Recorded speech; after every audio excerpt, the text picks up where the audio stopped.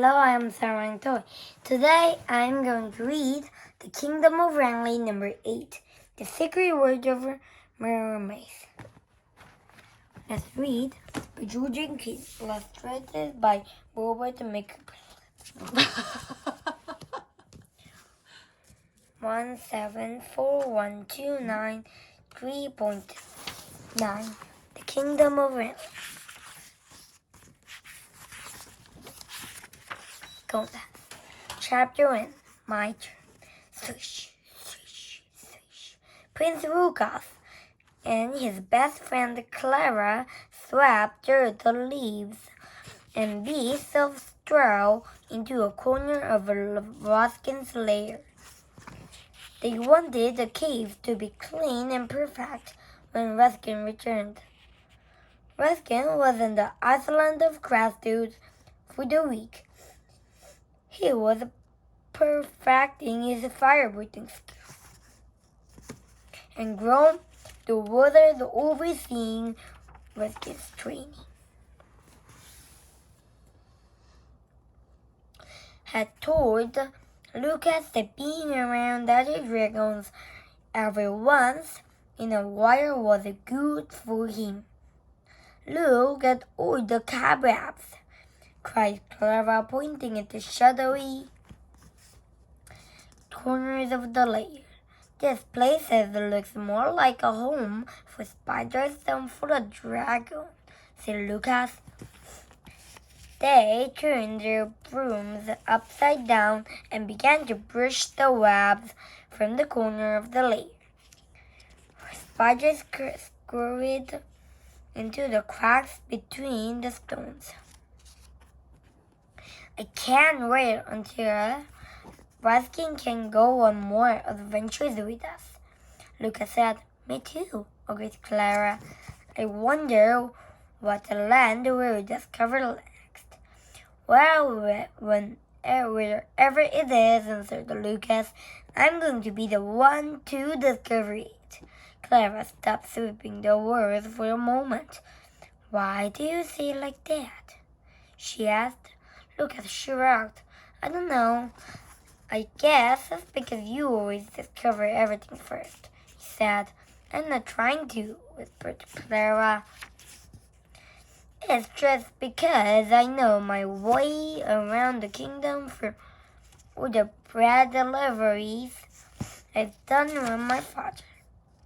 I know, said Lucas, but I wish I could discover something before you just once. Clara pulled a cobweb from her sleeve. You're being silly, she said. Besides, we'll discover lots of things together. Like what? Questioned Lucas. Clara thought for a moment.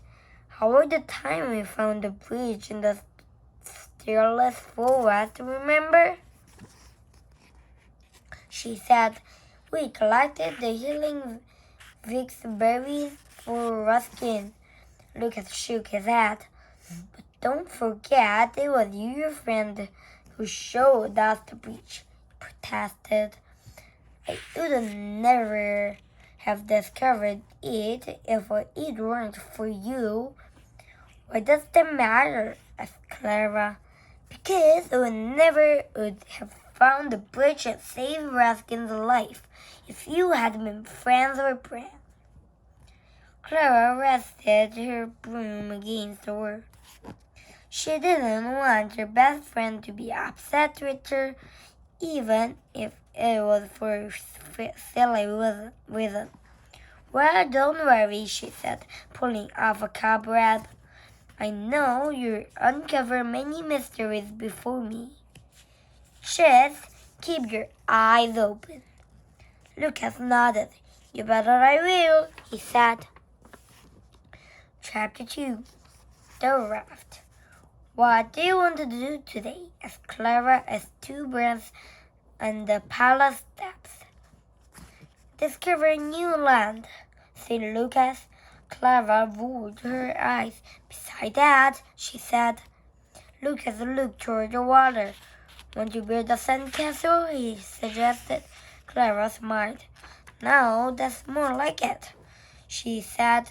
Lucas and Clara worked to Mermaids Cove and worked on the sandcastle all morning. The tide had nearly reached the castle. Lucas dug a path from the moat to the edge of the water. The water quickly began to fill the moat. Lucas plopped two hermit crabs onto the drawbridge. The hermit crabs would protect the sandcastle from enemies, said Lucas. Good idea, said Clara. Good idea. As she stuck a sand dollar above the castle entrance. What shall we call our castle? She said. She asked. Lucas looked at the decoration. The sand sparkled in the sun. The hermit crabs scuttled toward the moat. Small pieces of coral stood around the castle like leafless trees. How about coral castle? He suggested.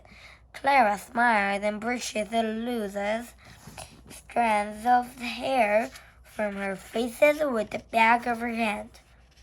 That's perfect, she said. She began to roll up her pants. Now let's go cool off. Right behind you, said Lucas. The waves roared over their faces as they walked along the water. Then Lucas noticed something sticking out of the saddle further down the shore. What's that? He said, pointing at the tanger's green mass. The children ran down the beach to see what the sea had washed up. It's a raft, explained Lucas. They freed the raft from the seaweed. It was made from several rows of narrow logs tied together with ropes. It looks pretty strong, said Lucas. Let's take it out. Clara looked at the water. What about a knot? She said. The waves look kind of big. We can handle it, said Lucas. Besides, it will be so much fun. What were we used for paddles? Asked Clara. I find them. Lucas said. Then he raced to another pile of seaweed and poked around. He quickly came back with two long pieces of driftwood and laid them on top of the raft. Ready to cast off, he cried, dragging the raft into the shallow water. The raft bubbled up and down in the waves. Clara picked up one of the pieces of driftwood, carefully climbed on board. I am not sure about this, she murmured. Chapter 3, Man Overboard. Lucas and Clara sat on the raft and paddled away from Mermaids Cove. They passed a line of pelicans fishing in the water. Playful waves splashed against the sides of the raft. Lucas yanked a clump of seaweed from between the logs and tossed it into the water. He continued paddling. That's a raft. That's right. The shore was nice and sturdy, thought. And these driftwood paddles are perfect too. He looked out to sea and smiled proudly. He hadn't discovered a new land or anything. At least he and his best friend were out having a fun adventure anyway. They paddled over a coral reef. Schools of colorful fish swam beneath them. A seal playfully poked his head above the water and quickly disappeared back into Lucas and Clara. Beyond the reef, the waves began to get bigger. Sea waters sloshed over the sides of the raft and soaked their clothes. The further out they went, the big they got, the big the waves got. The little raft rivered up and down. The salt water splashed their faces. I think we should turn around, Clara shouted over the wind and waves. But Lucas didn't hear his friend's cry. Something else had caught his attention. Look up ahead, he shouted, pointed with his pad of dolphins. Clara stopped paddling, and together they watched the dolphins leap high into the air and dive back into the water. Splash, splash. The dolphin show lasted several minutes. Neither of the children noticed as the wind blew the raft further out to sea. Clara looked back at the beach. Here it had gotten very far away. Lucas, we need to turn back. Now, Clara cried. We've done too far out, and the waves are getting too rough. This time Lucas paid attention to his friend. You're right, he called back. If we paddle on the same side, will we be able to turn around? Lucas and Clara paddled as hard as they could, but the raft barely turned at all. It's not working, cried Clara. Keep paddling, Lucas shouted. They got up on their knees so they could paddle harder. The waves pushed against the raft. It rocked this way and that. Then a very large wave made the children lose their balance. They tumbled into the water. Clara quickly grabbed the side of the raft with both hands and climbed back on. Then she looked for her friend, but she didn't see him. Lucas, she called. Lucas! She watched the paddlers drift away in the waves. Lucas, she yelled, where are you? Chapter 4, Under the Sea.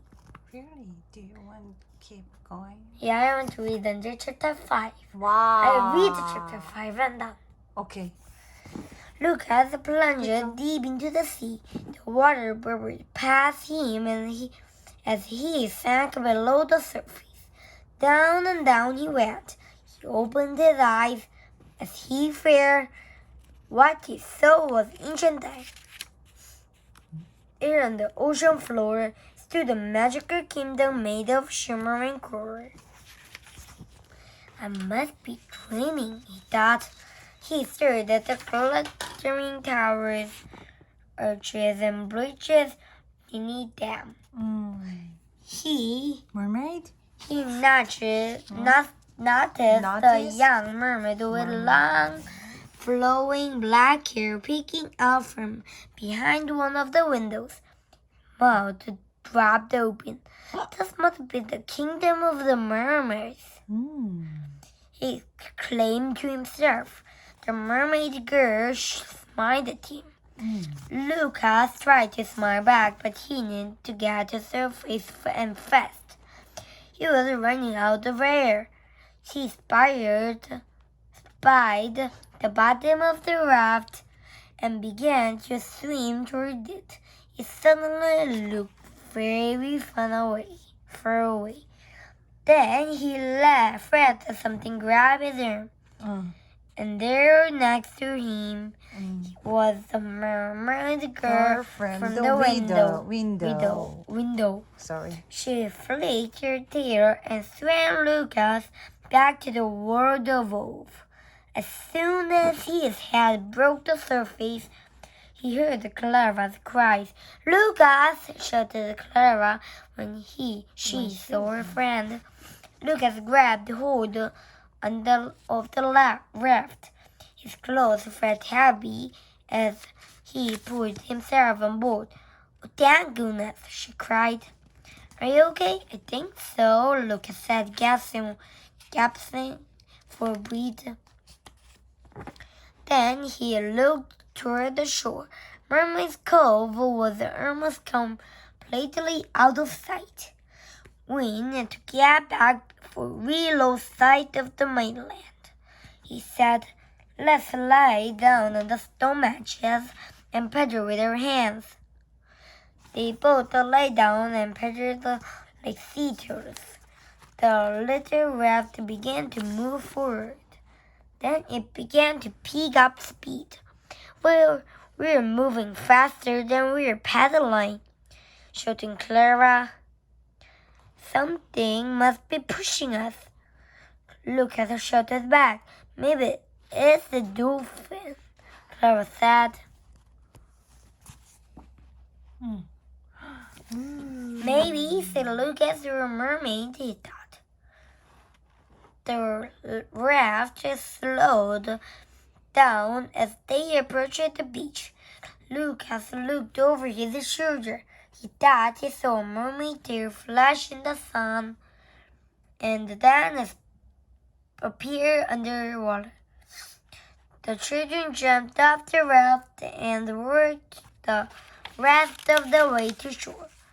Then they plopped down into the wet sand to catch their breath. Chapter 5. A Fishy Tale. "Are you okay?" Clara asked again, as she propped herself up. Lucas nodded. "I'm sorry, Clara," he said. "I should have listened to you." "That's okay," said his friends, squinting at the sun. "But you had be terrified," she went on. "It felt like you were underwater forever." Lucas wrung some seawater from his wet shirt. "Really, I wish I could have stayed longer," he sighed. "You're never going to believe what I saw down there," he said. Clara's eyes grew wide. "What do you mean?" she asked. She leaned over excitedly. "I saw something amazing and magical," he said. "I saw the Mermaid Kingdom." Clara's jaw dropped. "But that's impossible," she declared. "Everyone says the Mermaid Kingdom is hidden from human sight." "I know," agreed Lucas, "but I am telling you I saw it. And it was even most incredible thing I've ever seen." Then he tried to describe the sparkling coral kingdom and the mermaid girl who had rescued him. "I think she helped us get back to shore too," Lucas added. Clara shook her hand in disbelief. "But I sit here in Mermaid's Cove more than anyone else, and I've never even seen a mermaid. Not even the tip of a tail," she said. "Are you sure you're not making this up?" "Why would I do that?" asked Lucas. "Well, I don't know," Clara went on. Maybe because you wanted so badly to discover something first. It's just hard to believe that you happened to find an entire kingdom the very next day.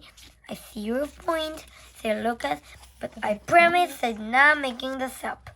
Clara watched the waves crash and foam on the shore. Oh, "Well, all I can say is that? is that I'm really glad you're safe," she said. Lucas smiled at his friend and sighed. He was too tired to try to convince Convince her anymore today. today. "I'm really glad that we're both safe," he said. And he laughed at that. Wow. Like this, today's book finished. If you like this book, you could read it too. If you like Sarantoy, please subscribe me and thumbs up. Bye-bye.